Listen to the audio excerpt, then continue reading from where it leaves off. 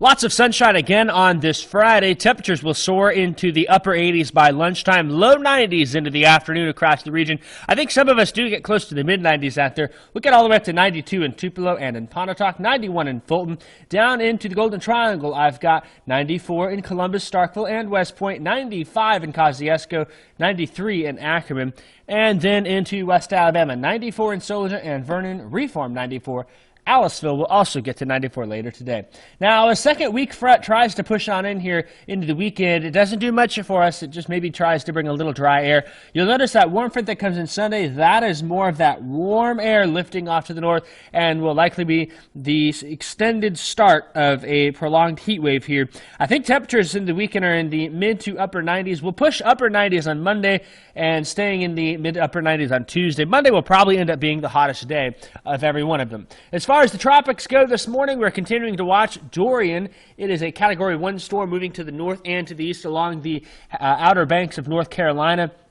Likely will make landfall based on this trajectory on the Outer Banks as it moves northeast at 15 miles an hour. Radar is dry to the south, but now that storm, the core of it off to the north, passing by Jacksonville and New Bern, North Carolina, on its way towards Cape Hatteras in the Outer Banks. Of course, tornado watch for southeast Virginia and far northeast North Carolina. Now, here is Hurricane Dorian's last 24 hours here. Came very close to Wilmington there in the Outer Banks as it slid on by. A lot of damage occurred from tornadoes, high wind, surf, and even heavy rain. The storm will continue to accelerate to the north and stay off the east coast, but still some impacts being felt as far as rough surf and some rain from Washington to New York up towards Boston along the northeast corridor. Now, Dorian will head towards Nova Scotia and remain likely a Category 1 hurricane as it makes landfall up there in Canada as it continues on its way to the north. Now, we are watching Dorian. That's the one storm that's out there. There are two waves that are in the central Atlantic with only 10% chance of development, low chance, no concerns there. We are watching the wave, though, off of Africa.